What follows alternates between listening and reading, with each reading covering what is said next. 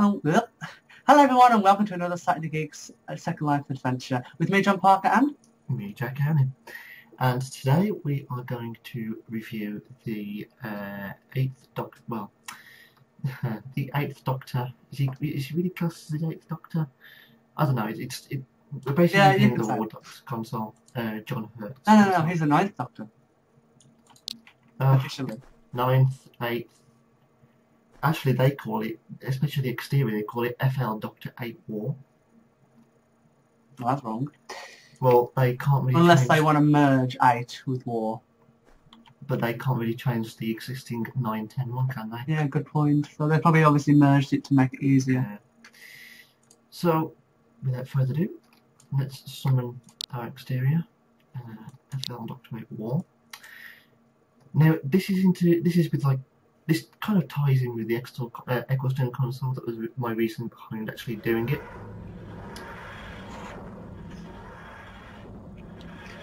I'm a bit disappointed on how they did the textures on here. Well, as you can clearly see, if my viewer actually catches up with the texture rendering.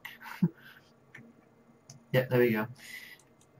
As you can see, it is more or less no different from the actual 9-10 Doctor's exterior, except with a few like worn out areas and like a bit of rust, like not rust, but kind of worn out wood. You know, I don't like it. They haven't made it consistent throughout the entire design. And there's one at the back, and then there's like 4 at the front. But it's not very consistent, is it? But what do you mean by consistent? It looks like they're just literally just gone.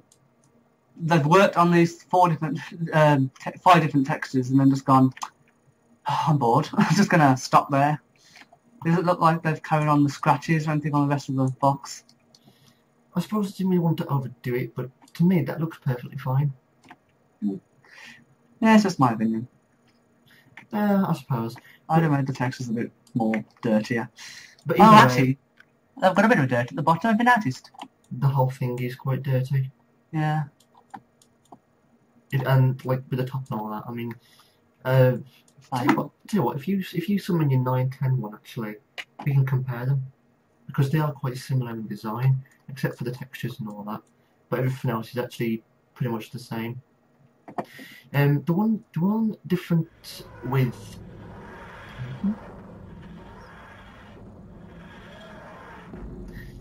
the other difference is the actual windows and the actual text. For this, the actual text is no, sorry. For the actual War Doctor one, the actual text is brighter, whereas the 9-10 one isn't. And the 9-10 one's windows are lit up, but yet the 8th Doctor's War one isn't. And we have clearly seen that in the anniversary, the War Doctor exterior, the actual windows are properly lit, and they do cast some light. So I'm not quite sure why they didn't do that. I'm a little bit disappointed with that, but I've just noticed something really cool. What? You can look through the 8th War Doctor's windows. Indeed you can. Can you do that with mine? No, yours is more like frosted up. Well, you can just see through them, but they're so frosted you just can't make out what's on behind them. Well, I imagine the glass, that's to give the effect that the glass kind of began to wear out a little bit. I mean, it's probably unaware of it. I mean, you could literally just do that, flick it. You could flick it, and it would probably snap. But other than that, besides that as well, it is slightly larger, a bit wider. Yeah. It is a bit wider. It's closer to the classic series, actually. It is. They've tried to make the 8th Doctors, I think, and the 9th Doctors merge, haven't they, really? Yeah, because obviously the War Doctor's more of a very old, kind of no-nonsense kind of version of the Doctor, meaning that he really wouldn't want to make a big change just yet. That is why, as you know, with the War Doctor console, it's half classic, half modern, which we'll get into right now, actually. So, overall, the exterior, it's not too bad. It is slightly the same as the actual Tennant one, except it being a bit taller and a bit wider. It could have done with a bit more like rusted textures, well, not rusted, but worn out wood textures, like you said. Also, Have you noticed that the texture on the bottom left, on the one panel on the left-hand side of the wood side, is actually ending incorrectly on the second panel underneath? So it's like it just stops dead. And so it is, yes. That's not much care put into that. Ooh, yeah. That's like the textures began to repeat itself. Yeah, but I think it might actually have stretched. The texture might have stretched, and the wood panel in front of it's been just plonked there. But then again, this is a mesh TARDIS. So the actual import of it could have actually messed it up. So well, actually, putting textures on mesh is difficult because of the way the triangles work.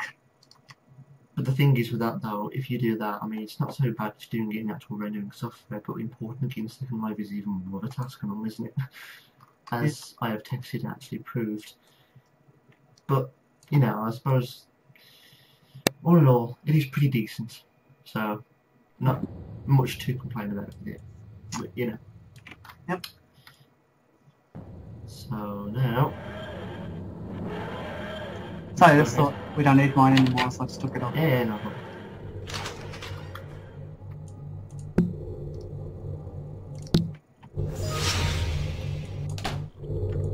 Okay. Here we go. I'm just going to... Sorry, let me just...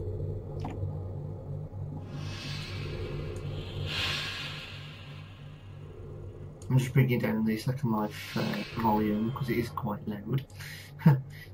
So yes folks, this is the NLS version of the War Doctor's console. Possibly in the future I could think about actually reviewing the War Doctor HMO console, but slightly put off on that one. But all in all, the detail, I think it is pretty much closer to the actual what we saw in Anniversary. However, the HOR one is actually slightly more kind of a bit more similar than this one. A bit more true to the actual Anniversary than this one, because if you remember when we went inside, when the doctors went inside, it did actually seem a bit taller. The roof was actually slightly higher. Yeah, a bit more.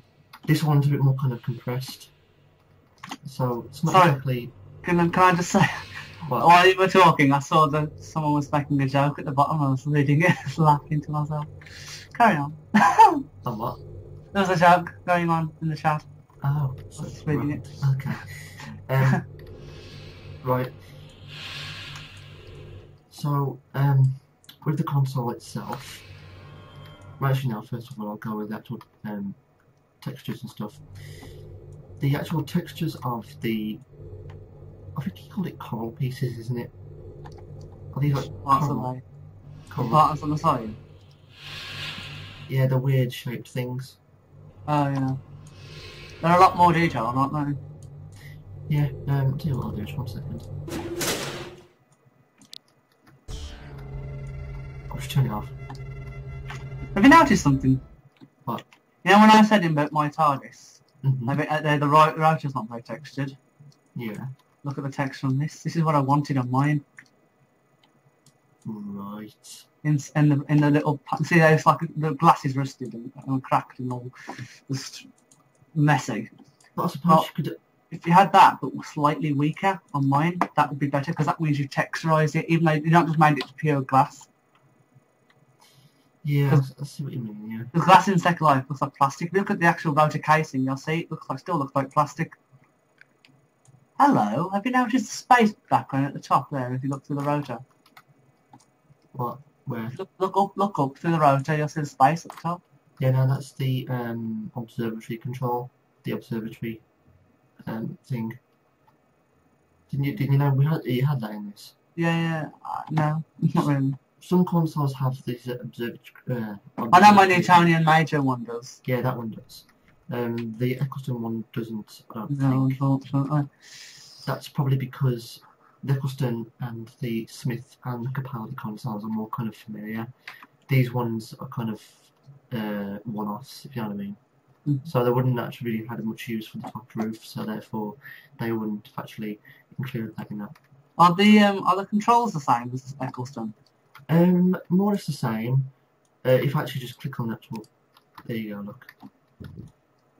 The actual takeoff and landing ones aren't the same. I believe the handbrake and land is definitely It's actually used. meant to be the flight transit one, yeah. Yeah, that's the one. So they are actually quite similar in the way they're being used, as in to take off and to land, but they're not the same. And to be honest, they wouldn't be, would they?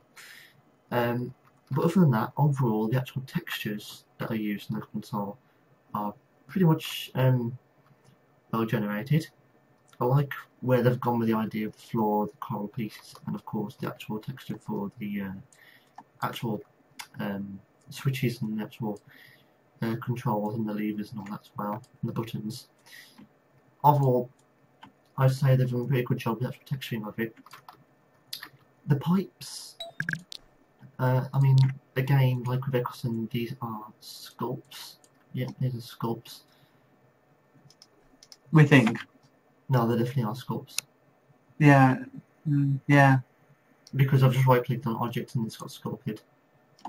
Really? Why does it say that? It won't say a few because it just seems to show it for non-owners. Oh. Yeah, I noticed that with the Eccleston console, I couldn't see it was sculpted. Yeah, I know, that's strange. The use of the round things, as the doctor called it, the mesh, I probably would have preferred it if the actual round bits would have actually stuck out a bit more, because I believe that's one solid texture, isn't it? Yeah, because you can see the outline of the round pieces. Outline on the round pieces. The faint greyish gradient white outline thing on the round pieces. Which parts are you looking at? You know the actual yellow round piece itself? Oh yeah. Can you see like a circle going around it, the gradient from a dark grey to a white? Yeah. That would have been better if that was either pushed back a bit or pulled out. It would just give more of a 3D depth. It's just a flat texture, isn't it? It's a flat texture, yes. But other than that, the doors, I like the... You see, you know with the interior doors, look? Can you see how they're lit up? Oops, that's the wrong button. Ah, yes. Why couldn't the exterior be like that? That would have been a great addition to it. But all in all, texturing and the actual architecture and the actual construction is perfectly fine. And like you said, the rotor definitely adds to it. And yes, they probably could have... I suppose with the Eccleston, they was trying to more or less keep it as it looked a clean, brand new. But I suppose this slight little kind of glass rigid texture would have added a bit more to it. But so I suppose the War Doctor does overall kind of win with textures and all that.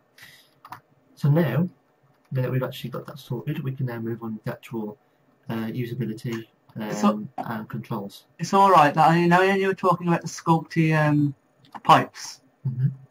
While you were talking, I just had a very quick look at my own using the camera, and I haven't got any information to do with sculpting. Really? How did you find out? Where was it on yours? I just right-clicked on it. Obviously, I edit linked parts. So I picked an object and it's sculpted. I can even see the actual sculpted. Oh well, yeah, yes, I can see. Yeah, there you go. Alright, I just couldn't find out where they were going with it. I've noticed that if you look at a mesh object, it also says sculpted, but it can't load the actual sculpt map. Can't you load the sculpt map? It's a mesh object, there's no sculpt map used, but it doesn't know that, so it says sculpted anyway. You notice? Click on like your big coral thing. Whoops. What the? What was that? I changed from sculpted box and I got that.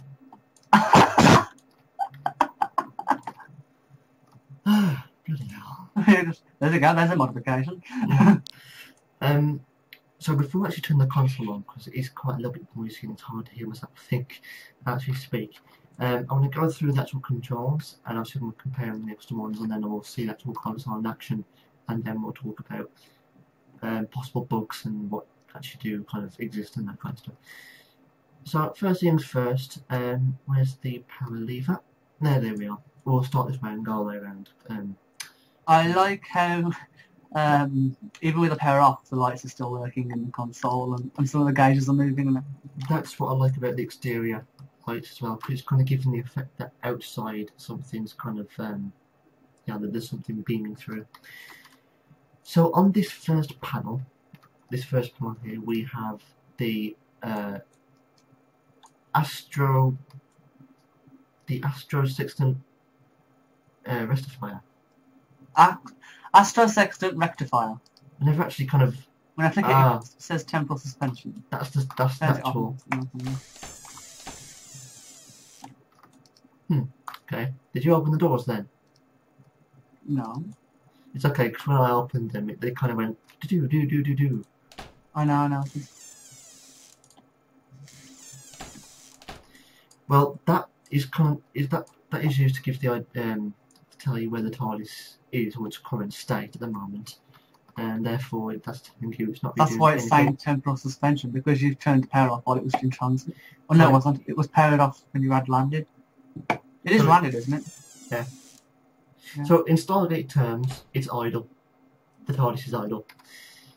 We have this little grey lever. Yeah, this grey lever here is the emergency takeoff. I'll show that in action in a minute. That's basically, you just pull that lever. You don't have to use the actual transit or the handbrake. You just pull that and you take off. Power options speak for itself. We've gone through that with the Eccleston one. Again, as we go through some NLS reviews, over time we'll gradually get away from the whole what control does what, as you will know what they do. We're more or less showing you where they are. So that obviously if you want to use the console without the controls on, you kind of have a guide as to where they are. Because with NLS, you don't get a guide as to where they are, you just have this. And sometimes I like to kind of use the console without the controls on. It just has I do too. The nav flight computer is the same as the Eccleston one. Lighting switch, of course not working there, but that kind of adds more light. Whoops a daisy. The HUDs, again, something not Is that their hostile detection system or something? Automatic detection system, I don't know. Defense system, that's it, that's the one. Defense system. Basically, something knocks into your exterior, takes off. Cloak landing, as I saw the Impossible Astronaut, the TARDIS can land invisible. This, actually no, my Archer energy is, actually I believe it's there still. Hang on, no, sorry. No, it's not. There you it's just there, yeah. It's different in the last one. In the Eccleston one, the one I'm looking at right now, that was obviously the Archer one, so don't get confused with that one, folks. Exterior weather, you can actually find out, it kind of gives you a generated weather system from outside. Live from proximity tells you what avatars are close to your exterior, and it actually works in flight as well. Audio media control, you can basically grab a link from a website, I think, or something like that, and obviously use it that way. Oh, temporal suspension. I suppose you can actually put yourself in temporal suspension even when you're in transit. Absolutely crazy, resident. You do not have access to the controls. Leave me alone. Oh. Well, actually, you won't do them all because the power's off. Roleplay mode, basically turn that on. It actually kind of enables the Archer energy, so it gradually goes down. We talked about it in the last video. Hang on, there's two of them. The Astro Sextant Mystifier. There's two of them. What the? There's two. What? Oh my. Oh, that's messed up. It is. Yeah, I don't think they've done. I don't think NLS are very good at remembering where their control should be. You know when the team designs the. Actually, hang on. This one's different. Look at the information that's popped up. You see the information that's popped up. Current location, rating. Actually, what? Yeah, this one doesn't show anything. I've never just seen this in NLS before. Okay, so that's what it does. It actually tells you what's going on in the region you landed in. Now that's useful. Yeah, but the other one doesn't do it. It's just blank when you click it. Oh well, never mind. Can I just say that NLS, when they design these TARDISes, they don't seem to think properly. It's like the teams don't communicate correctly and they're not remembering where the control should be, or they're messing them up on purpose to make it look like you've got a new TARDIS. Yeah, I suppose you're right there. Some balls here, like this ball here, if I can click it, I prefer that to be rotated so it looks like it was coming out of the console properly. But oh well. Sorry about that, folks. I had to do a very little cut then, but all is fine now. Before I finish, because we're almost finished with the actual console bit, the flight transit, that's part of the handbrake and land. Same again, that starts off the takeoff. And of course you can also, as you can see down here, you got the auto takeoff command button. Basically you touch that, obviously a menu will pop up saying how long do you want it to be, until the exterior automatically takes off, and then you just go from there. The matrix database status, that tells you whether or not the NLS server is online.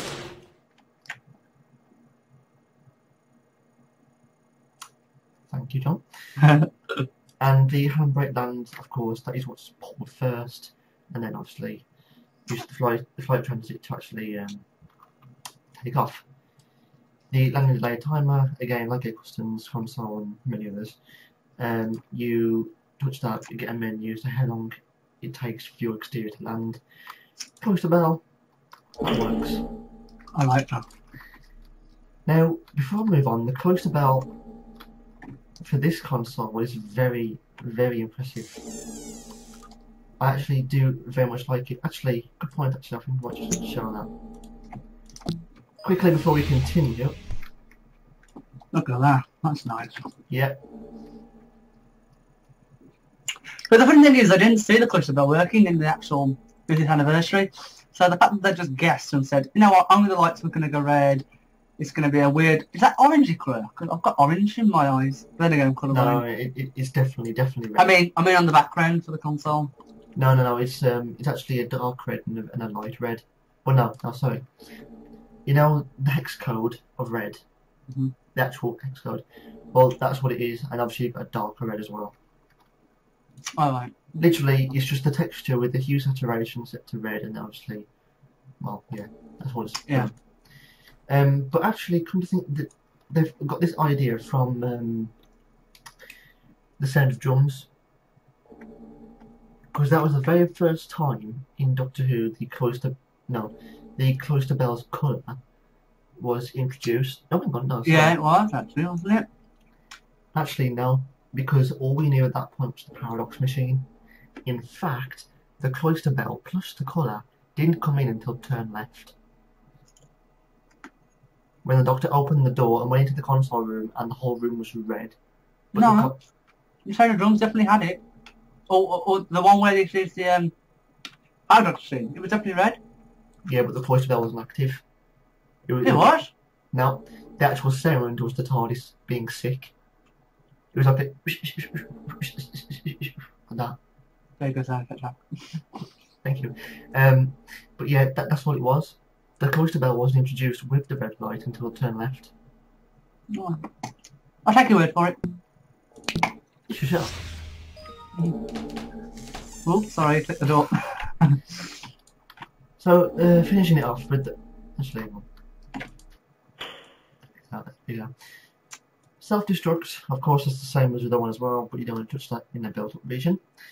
Vortex loop, that's the speed process, and the stabilizer parking brake is to get rid of the actual wheezing. Yeah, the actual wheezing thing. Yeah. Good sound effect, Jack. State of grace, that obviously creates some sort of field where weapons can't be discharged. Isomorphic control, you can give people access. Like observatory control. Oh, what's that? What was that? That was the observatory control. Obviously, it's not working because the power out is. Oh, it actually goes all the way around on mine, doesn't? Oh, doesn't it? No, it just goes. Moves. Just moves once. All And right. then if you click it again, it moves back again. And same with the other ones. Oh yeah. yeah, thank you. Anyway, and with the other two, obviously the scanner, you can obviously set that to be like whatever you want it to be. Sorry. What the? Come back here. Oh. Yeah, it's only one way, isn't it? But either way, with the monitor, you can choose if you want to show the location, or you can choose to show open URL and put in a video. Although we never actually tested that, so I'm not quite sure if it generally works. Gone. Where's the monitor display button? It's showing me in the rotor. What? The monitor display button's in the rotor on my screen. Yeah, no, it's a bit weird actually why it's doing that, but I have generally no idea. But other than that, that's pretty much it for the controls. Now let's see it in action, sorry.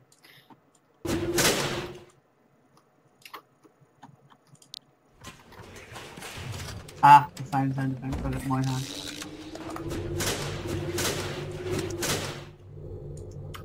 And here we go.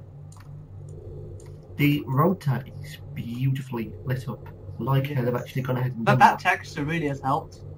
Yeah, definitely has. So now if I just take off.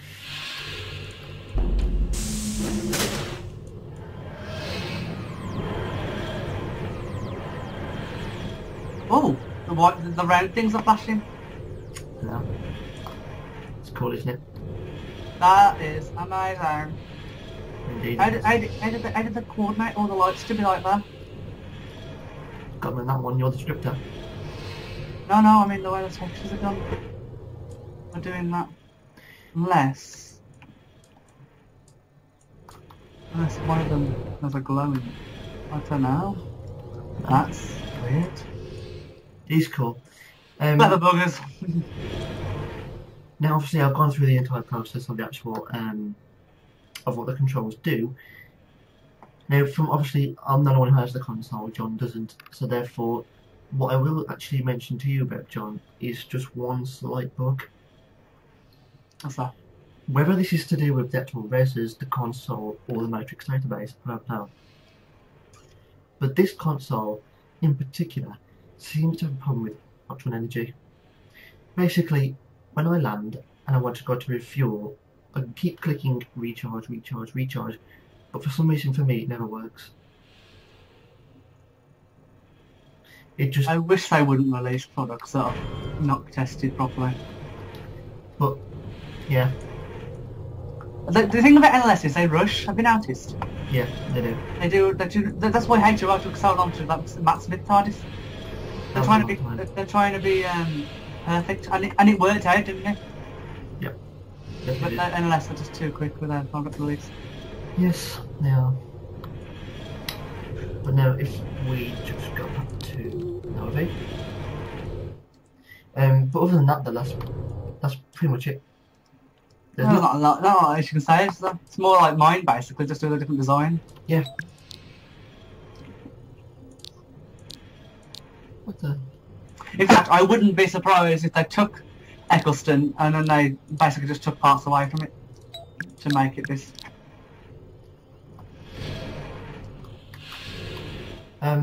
Actually, what came first? The War Doctor one or Eccleston did? Eccleston. Why would the War Doctor come before Eccleston? They would have released Eccleston first. Yeah, but there was an older version of Eccleston before the War Doctor. Well, either way, I'm sure they took the Eccleston one to model this. I suppose. I like the little metal, you know, the rim around the console. Like the metal shine effect. The rim around the console. Oh, yes. I don't have that one on the Eccleston one, I don't think. No.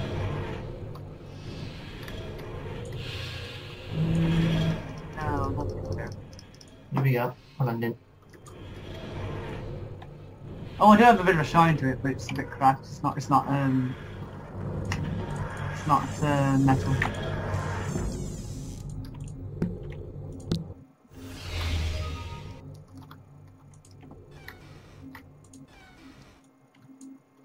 Ah, the light, it's lit up now.